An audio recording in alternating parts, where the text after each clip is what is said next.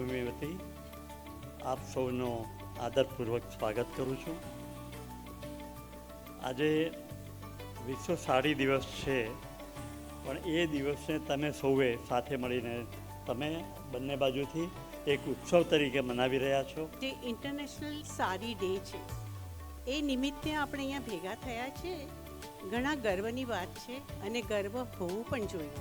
સાડી એ શબ્દ જે છે એ સંસ્કૃત શબ્દ સતિકામાંથી આવેલો છે અને ત્યારે એવું હતું કે સતિકા એટલે કપડાનો ટુકડો.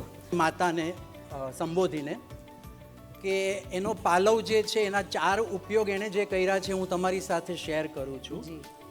એક તો આપણે જ્યારે માતાના ખોળામાં સૂતા હોઈએ, જ્યારે પણ 2 વર્ષ 5 વર્ષના નાના હોઈએ ત્યારે એણે આપણને પાલવ ઓઢાડ્યો હોય, એ એનો સૌથી મોટામાં મોટો ઉપયોગ.